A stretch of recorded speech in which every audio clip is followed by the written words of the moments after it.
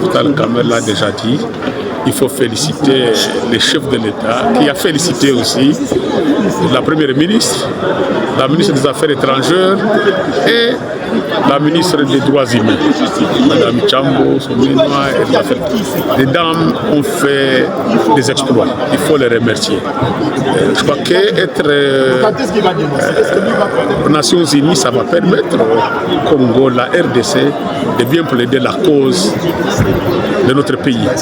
Le droit de l'homme aussi, c'est la même chose. On a parlé aussi de la Banque mondiale qui a pu accepter à libérer plus de 1 milliard de dollars. Il faut que les 1 milliard soient investis dans les secteurs productifs.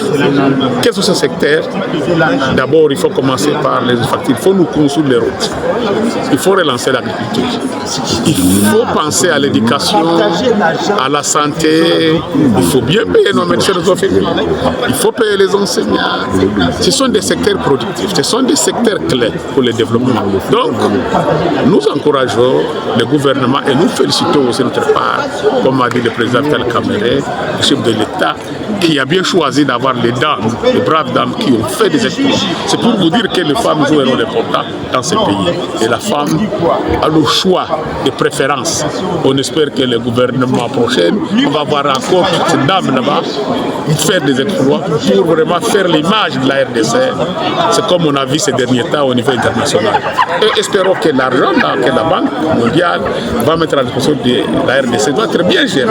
Il ne faut pas qu'il rentre dans les poches des individus. Il faut que ces fonds-là fassent du travail. Un GIA comme la RDC, surtout d'abord ramener la paix à l'Est. S'il y a une paix à l'Est, vous savez, l'Est est la locomotive économique de ce pays. Quand vous prenez les grands Kivu, les grands Katanga, les grands orientaux, presque les 10 provinces jouent un rôle important sur le budget national.